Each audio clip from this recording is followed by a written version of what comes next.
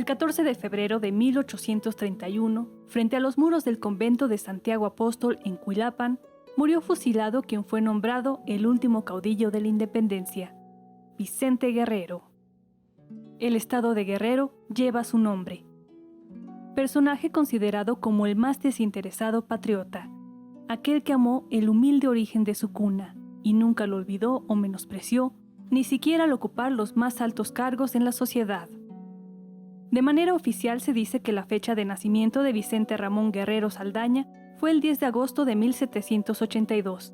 Sin embargo, existe un debate respecto a ello, ya que a través de padrones poblacionales y declaraciones documentadas del mismo Guerrero, existe la posibilidad de que en realidad haya nacido en 1783. Para hablar del origen de Vicente Guerrero, me remito al padrón de población que se hizo en 1791 en Tistla, de donde hay certeza que es originario Guerrero porque él mismo así lo dijo. Este padrón de población nos indica que en la calle del Arrabal Sur, en la casa número 50, es decir, que muy en las orillas de la población, vivía una familia que estaba encabezada por una señora que se llamaba Ana Moreno, que era viuda de Joseph Rodríguez. En la misma casa vivía Juan Pedro Guerrero, que estaba casado con el hijo de la señora, la dueña de la casa, que se llamaba María Rodríguez, y que tenían dos hijos, una jovencita de 15 años que también se llamaba María, y un niño de 8 años que se llamaba Vicente. Y ese es nuestro Vicente Guerrero. Vicente Guerrero perteneció a una familia con influencia afrodescendiente. ¿Y qué quiere decir esto? Esto quiere decir que Vicente Guerrero fue descendiente de estas miles de personas que llegaron durante el periodo colonial a México, durante el periodo virreinal. La mayoría de ellos llegaron como personas esclavizadas. Hay que recordar que llegaron fundamentalmente por el puerto de Veracruz, pero también llegaron por Campeche y algunos por Acapulco. Y bueno, los esclavizados africanos, mujeres, hombres y niños, fueron solicitados durante el periodo colonial y años después de la conquista de México para dedicarse a muchas actividades en la minería, en la ganadería, en los oficios. Muchos de ellos fueron esclavizados y muchos otros lograron obtener su libertad. Este es el caso de la familia, del seno de la familia de Vicente Guerrero. Sabemos que su mamá, María, era española y que su padre, Juan Pedro, era de origen mestizo. De ahí para adelante, bueno, es muy poco, ¿verdad?, lo que se sabe. Suponemos, por información posterior que él mismo dio ya en su etapa adulta, que se dedicó a la arriería durante muchos años, igual que su familia, lo cual es perfectamente verosímil, es creíble, toda vez que Tixla, la villa en la cual él nació, hoy es una ciudad, obviamente, tenía como actividad principal la arriería. Como igual que otros pueblos ubicados en esa zona, en los valles centrales de lo que hoy es el estado de Guerrero, como Chilapa, como Chilpancingo, como Tepecuacuilco. Una parte importante de su población se dedicaba al traslado de las mercancías asiáticas que llegaban a través del puerto de Acapulco y que luego se internaban en el territorio de la Nueva España, así como a trasladar el algodón que se producía en todas las costas del actual estado de Guerrero hacia las ciudades de México, de Puebla, de Morelia, principalmente. Otra de las trabajos que tuvo fue de corchete. Corchete se les llamaba a los agentes judiciales, es decir, que era un agente de la justicia de Chilapa para buscar a los delincuentes y llevarlos ante la ley, seguramente aprovechando su oficio de arriero. Y entonces nosotros vemos que de alguna manera su profesión de arriero y la de corchete le fue aportando una enseñanza, un aprendizaje para su futura participación en la insurgencia. Además de que también consideramos, aunque no tenemos un documento que lo compruebe fehacientemente, que cuando llegó a la edad adecuada, Vicente Guerrero, como mestizo, pudo participar en las milicias novohispanas, o sea que ya tenía por lo menos un conocimiento de la disciplina militar. También eran armeros, o sea, y también fabricaban pólvora. Entonces era una familia de ciertos recursos, por supuesto no eran familias ricas, pero Vicente Guerrero sabía leer y escribir, y era un gran arriero que conocía con mucha precisión toda la zona cercana al río Balsas, a las montañas de Guerrero y también a las costas, tanto a la Costa Grande como la Costa Chica de Michoacán, Guerrero y Oaxaca. Para 1810, la Nueva España registraba 6 millones de habitantes, divididos en los siguientes rubros. Poco más del 40% lo conformaban indígenas, 40% mestizos, 19% criollos y el resto peninsulares. Los indígenas no podían ejercer empleos o cargos públicos, ni dedicarse a las artes u oficios. Además, muchos de ellos fueron despojados de sus tierras. Los mestizos, en el mejor de los casos, formaban parte de la servidumbre de alguna familia adinerada. También eran ellos quienes se alistaban a los ejércitos. Los criollos, aunque eran descendientes de españoles, pero nacidos en la Nueva España, no podían aspirar a los cargos superiores de gobierno o comercio, y se limitaban a las labores subalternas. De esta manera podemos entender un poco más el contexto en el que creció Vicente Guerrero, así como las causas que forjaron su carácter e ideales. De que va a ingresar a lo que va a ser la lucha insurgente prácticamente cuando tiene ya 30 años, tiene 28 años cuando se va a incorporar a las fuerzas de Morelos, que en el trayecto que va a recorrer después de la encomienda que le da el cura Hidalgo, pues bueno, recorre el sur y allá se va a incorporar no solamente Vicente Guerrero, sino cientos de surianos, entre los que van a destacar algunos de sus compañeros conocidos, que al final del día pues van a conformar todo este grupo insurgente.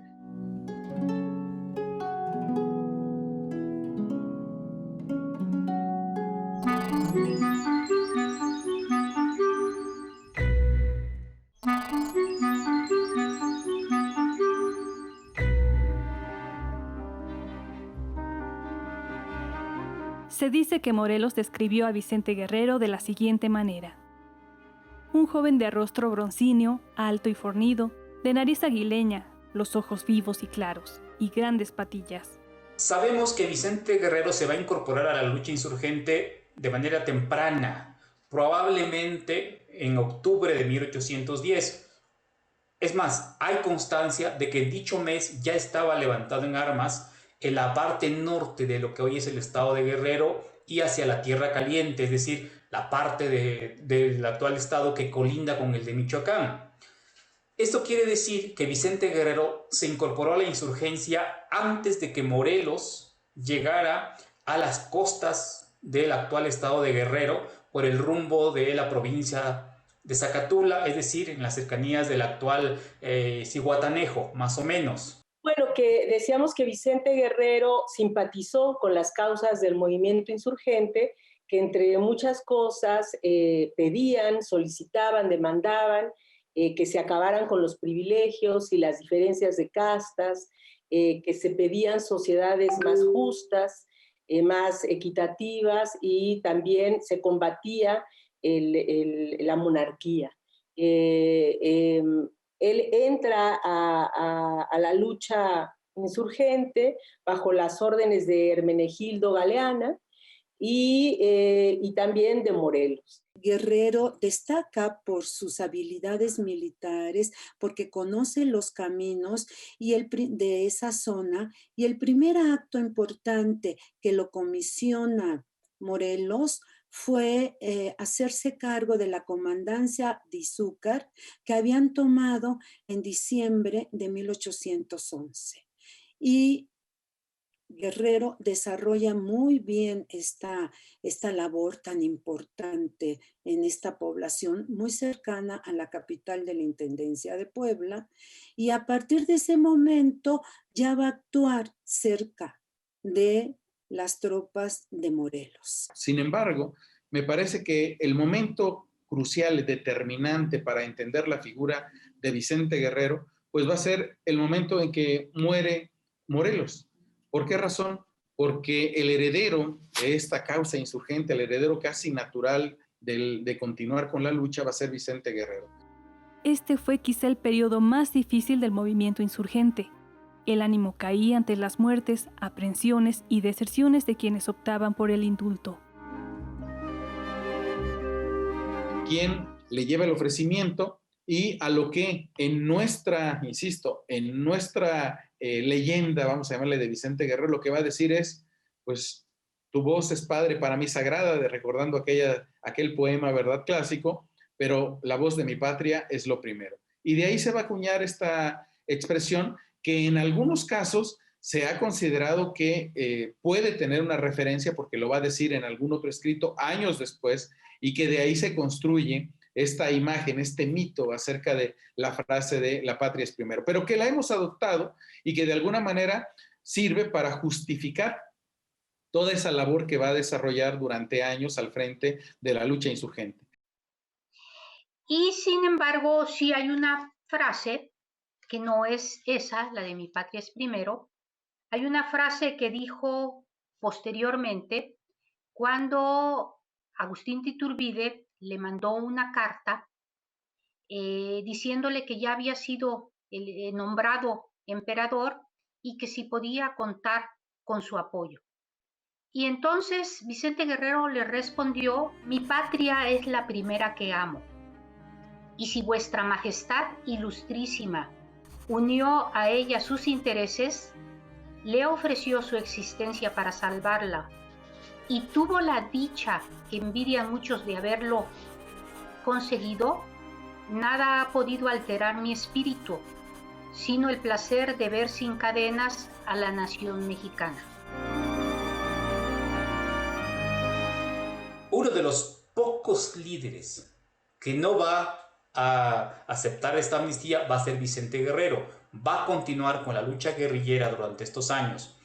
El encargado de combatirlo fue Gabriel de Armijo, sin éxito, por supuesto. En 1820, fines de 1820, va a ser reemplazado por Agustín de Iturbide, quien tenía la tarea de someterlo militarmente. Sin embargo, Iturbide para esa fecha, tal parece, y según sabemos, ya venía dándole forma a una idea de la independencia.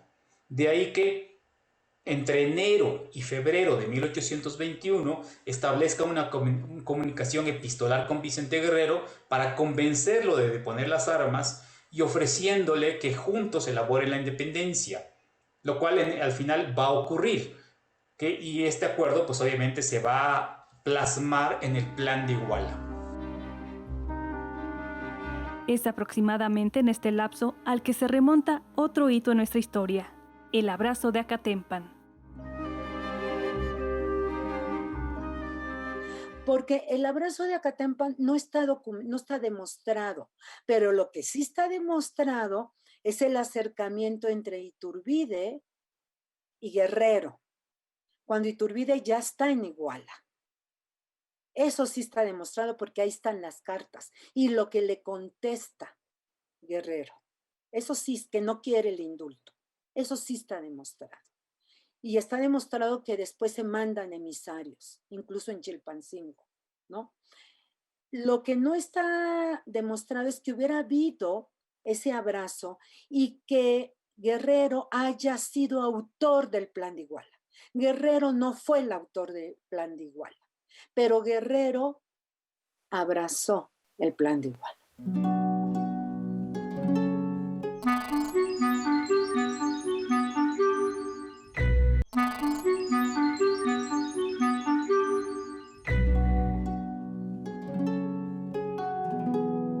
Algunos puntos que destacan del Plan de Iguala, promulgado el 24 de febrero de 1821, son la declaración de la independencia del reino, el establecimiento de un gobierno monárquico, el surgimiento del ejército de las tres garantías que defendía la religión, la independencia y la unión.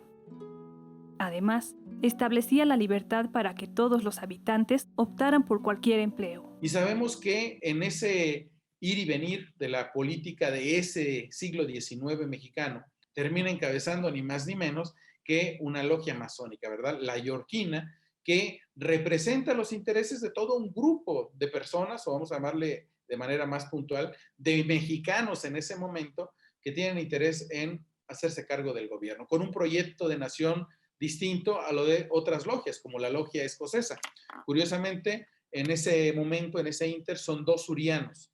Por un lado Nicolás Bravo y por el otro lado Vicente Guerrero, quienes van a encabezar esas logias masónicas. Aunque se le proponen varios cargos, Vicente Guerrero es asignado a la Comandancia del Sur, prácticamente para tranquilizarlo al ocupar un cargo dentro del imperio. La relación entre Iturbide y Guerrero comenzó a fracturarse. Ya cuando fue derrocado Agustín de Iturbide, Vicente Guerrero, junto con otros antiguos insurgentes, como Guadalupe Victoria, como Nicolás Bravo, formó parte del Supremo Poder Ejecutivo, que fue un triunvirato que se iban turnando, había los propietarios, los suplentes, se iban turnando, que gobernó 1823 hasta 1824, cuando se expidió la constitución política de la República Mexicana, y cumplió junto con sus compañeros del Poder Ejecutivo una función muy importante, porque en esos años México estuvo a punto de desmembrarse en varios estados independientes. Entonces ellos pugnaron porque se mantuviera unido y finalmente lo lograron. Guerrero fue candidato a la presidencia en 1824. Fue comandante de Veracruz en 1827. Presidente del Supremo Tribunal de Guerra ese mismo año. Ministro de Guerra en 1828 y en 1829 vuelve a postularse a la presidencia. Sin embargo, en esa ocasión, el triunfo fue para el militar Manuel Gómez Pedraza. Guerrero se inconforma, hacen un motín muy importante en la Ciudad de México porque lo están apoyando bases populares y obviamente tropas. Aquí todo, las bases populares tienen tropas al mando, ¿no? Milicianos o no milicianos o del ejército permanente los tienen. Todos ellos eran militares de uno o de otro ejército y finalmente en ese momento del ejército ya mexicano. Ya no está el trigarante, eso ya quedó atrás. El 1 de abril de 1829 entra a la presidencia de la República. Solamente va a estar 9 meses como presidente. Es muy complicado estos meses, llegó muy cuestionado por la forma en que llega Vicente Guerrero. Pero lo que es importante decir también de la figura de Vicente Guerrero es que él llega a ser el segundo presidente de México. Su gobierno es muy breve, está solo 9, 10 meses en el gobierno, pero logra hacer cosas importantes, y una de las cosas que debe de mencionarse es que logra formalmente la abolición de la esclavitud. Un tema que todavía no se había podido consolidar, y entonces México se convierte en uno de los países donde más tempranamente se promueve de una manera formal la abolición de la esclavitud. Después de que Vicente Guerrero es depuesto a fines de 1829, se va a retirar a su zona de influencia, es decir, al actual estado de Guerrero, a su natal Tistla, Acapulco, y ahí se mantiene expectante, pero también conspirando en contra del gobierno, encabezado ahora por quien antes había sido su vicepresidente, es decir, por Anastasio Bustamante. Es decir, se convierte en un factor de desestabilidad para el nuevo gobierno, para el gobierno golpista de Bustamante, y consecuentemente van a buscar eliminarlo de algún modo. Entonces, en este marco de confrontación y como resultado del desdén y del temor que les causa la presencia de Vicente Guerrero, utilizan a un individuo italiano, Pilaguda, como todo mundo sabe, para que lo engañe, lo sube a su navío, lo conduce a comer, lo invita, lo conduce a Huatulco, ahí lo entrega a los militares para que lo conduzcan a Oaxaca, le hacen un juicio sumario, lo decretan culpable de desobedecer las órdenes del Congreso y lo fusilan en Huilapan el 14 de febrero de 1831.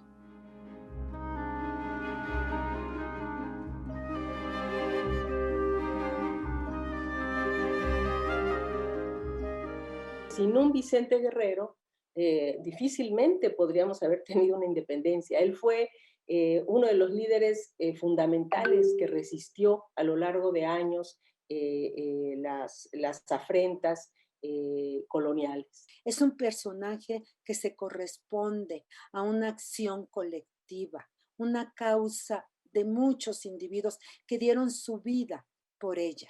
Que yo diga, Guerrero fue afrodescendiente, fue pobre, no fue el principal general de Morelos, pero llegó a ser el principal, casi el único de la insurgencia en 1821, no es por denigrarlo, sino es porque reconocer que fue una persona que vino desde abajo, que se forjó a sí mismo y que tuvo el valor y la perseverancia de luchar por sus ideales.